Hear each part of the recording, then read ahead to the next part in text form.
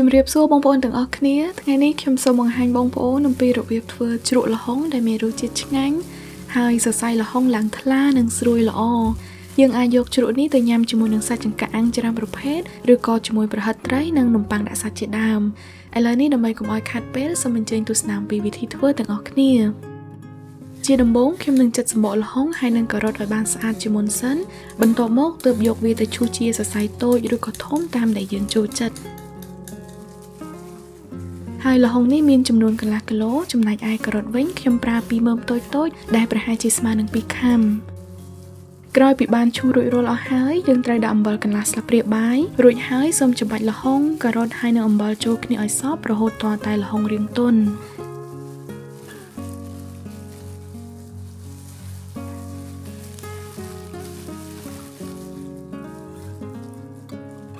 បន្ទាប់មកសូមចាក់ទឹកលាងល្ហុងឲ្យស្អាត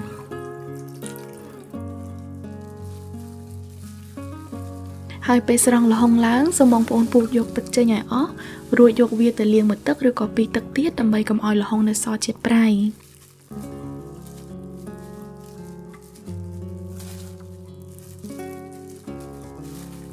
ហើយដើម្បីដឹងថាល្ហុងអស់ជាតិប្រៃហើយឬនៅបងប្អូនអាចយកមកសរសៃឬក៏ពីរសរសៃមកភ្លក់មើលបាន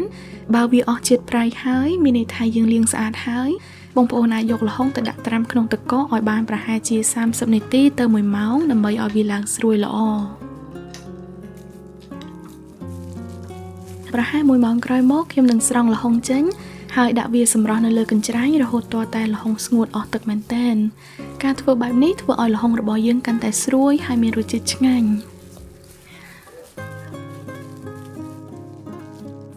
អំឡុងពេលដាក់ល្ហុងសម្រស់ទឹកខ្ញុំនឹងរៀបចំហាន់គ្រឿងផ្សេងទៀតមានដូចជាត្រសក់1ផ្លែដោយហាន់វាខ្លីៗល្មមប្រវែងប្រហែល2ថ្នាំងដៃ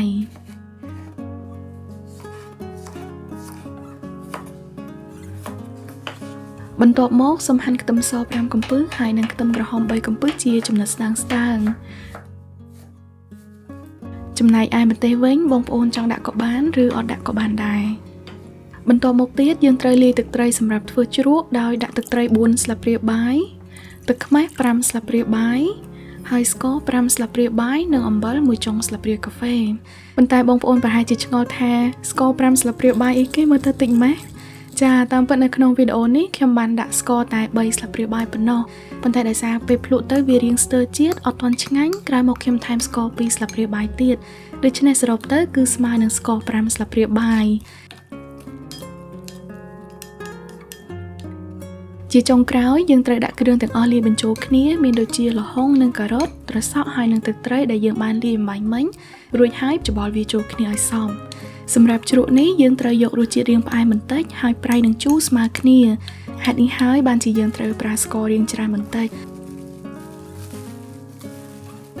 អញ្ចឹងក្រោយពីបានលាយល្ហុងហើយនិងគ្រឿងចូលគ្នាសព្វល្អហើយសូមបងប្អូនច្រកវាទុកនៅក្នុងប្រអប់ឬក៏ក្រឡកែវស្អាតមួយហើយក្លាសេក្នុងទូទឹកកកប្រហែលជាមួយយប់សម្យកមកពិសាតែប៉ុណ្ណឹងគឺរួចជាស្រេចអរគុណច្រើនបងប្អូនទាំងអស់គ្នាដែលបានចំណាយពេលទស្សនាវីដេអូរបស់ខ្ញុំតាំងពីដើមរហូតមកដល់ចប់បើបងប្អូនមានសំណួរឬក៏យោបល់ណាមួយសូមសរសេរនៅក្នុង comment ខាងក្រោមហើយសូមបងប្អូនជួយចុច like និង share វីដេអូនេះឲ្យបានច្រើនផងដែរអរគុណច្រើនសូមជួបគ្នានៅវីដេអូក្រោយទៀតជម្រាបលា